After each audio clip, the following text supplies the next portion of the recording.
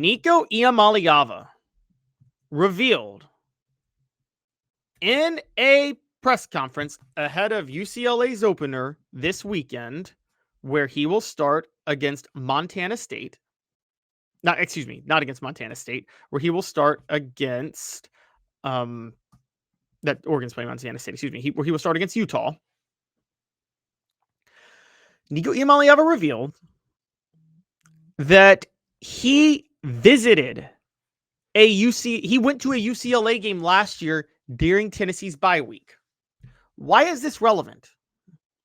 That game was September the 28th when Oregon beat UCLA 34-13. A week later, Tennessee lost to Arkansas, and Iamaleava played horrendous. Now, at the time Madden Iamaleava was committed to UCLA, he wasn't on the team. He had flipped to Arkansas in the fall. They both transferred back to UCLA later in the spring. Was UCLA tampering with Iamaleava as early as September of last year? That is What the H. It's brought to you by Rick Terry Jewelry Designs. Looking for affordable game day jewelry, a Tennessee tradition. They want to be your jeweler. Rick Terry Jewelry Designs. RickTerryJewelry.com. Guys, this is kind of a huge deal. I don't know if we're paying attention enough to this. Nico Iamaleava revealing he went to the UCLA game last year, the week before Tennessee played horrible against Arkansas. I get it. You get a week off during that time or a bye week, but that's kind of a big time change, and we don't know how long he was there. And again, he played horrendous the next week. I have been highly critical to this day of Philip Fulmer for letting Travis Stevens and John Henderson fly to New York for the awards, the annual College Football Awards ceremony at the end of the regular season, which they did on Thursday before the SEC title game in 2001 after they beat Florida. Both of them had a bad game on Saturday. Travis Stevens had a key fumble in the third quarter in that game, and John Henderson was part of an interior defensive line that couldn't stop a quarterback draw. That was the best defensive interior line. That was the best interior defensive line in the history of college football with Henderson and Albert Hainsworth, and they couldn't stop the quarterback draw with Matt Muck when he came in. With that in mind, I always blame Philip Fulmer for letting them fly to New York when they were preparing for the SEC title game, because that was a game to go to the national title. Nico Iamaleava going to UCLA during that off week, I mean, I wouldn't have thought much of it at the time, but now it rings. It sounds really suspicious. Does anybody else believe it sounds suspicious? Am I just spitballing here? Am I just pulling things out of you know what? Because I'm having a really hard time with the thought that Nico Iamaleava actually went to a UCLA game, played horrible the next week in a loss, and then transferred to UCLA during the all season. That really stands out in a bad way, honestly. I mean, in a really bad way. Again, you guys tell me if I'm overreacting here, but I don't think so. I'm going to set that up as the poll question. Nico Iamaleava attending a UCLA game the week before losing to Arkansas, attending a UCLA game the week before the Vols. How about this? Nico Iamaleava attending a UCLA game during the Vols by a week before UT lost at Arkansas is suspicious. No big deal. It was a bye. You guys go ahead and vote on that. I'm leaning it was suspicious. What the H brought to you by Rick Terry Jewelry Designs. Looking for affordable game day jewelry, a Tennessee tradition. They want to be your jeweler. RickTerryJewelry.com. Having been in the jewelry industry for a long time in the Knoxville community, I saw a need for a jeweler, a real jeweler. Our ability to do these designs has really been based on the customers bringing new things in and challenging us as a store. Our goal is not to tell anybody what they want.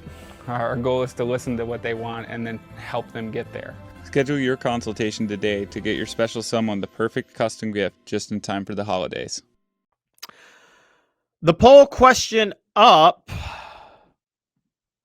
Nico Iamaleava attending a UCLA game during the Vols bye week before UT lost at Arkansas is suspicious. No big deal. It was a bye. 82% saying it was suspicious. I agree. It was highly suspicious and was UCLA tampering. This is something that honestly, I think, again, I don't even mind tampering. I defend tampering. I'll just be honest with you. But it's weird that Nico Iamaleava was looking into this during the season. I'm not going to blame UCLA for this. I'm blaming the Iamaleava family. I'm also blaming Tennessee for not nipping it in the bud when it happened, because honestly, there is no excuse to have allowed that to happen if they did that. That should have been a red flag right there.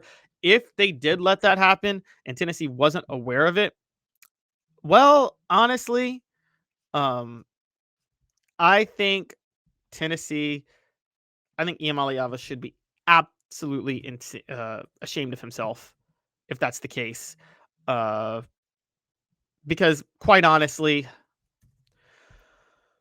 look, Nico Iamaleava, Josh Heupel has let a lot slide, I think. I think Josh Heupel has let absolutely a lot slide.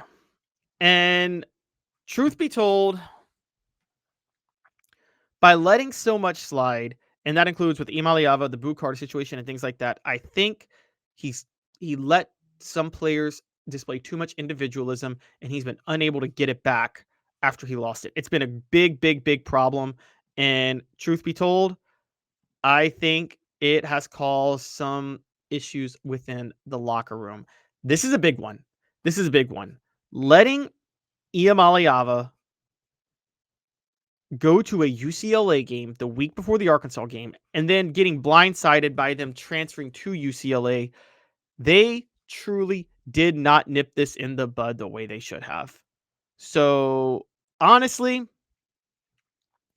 I genuinely think that Iamaleava should be Tennessee. Honestly, not Iamaleava, Josh Heupel and Tennessee should be absolutely ashamed of this themselves if they let this happen, because there is no way you should sit there and let Iamaleava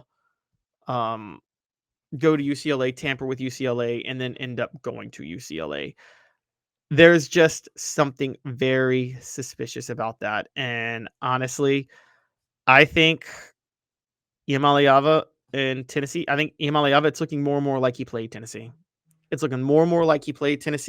And honestly, the fact that Tennessee let him play them like that is a really, really, really bad look for them. And I don't know if there's just no way you can defend that. And I'm saying that from Heupel's perspective. It just doesn't look good for Heupel or Tennessee that they were able to get played like that by the Iamaleava family. You can give them credit for taking a stand in the end, but again, that UCLA game is a real, very suspicious. To the message board on this, Danny McAllister says he took a pay cut, doesn't make sense. Well, he thought he could strong arm and he played himself.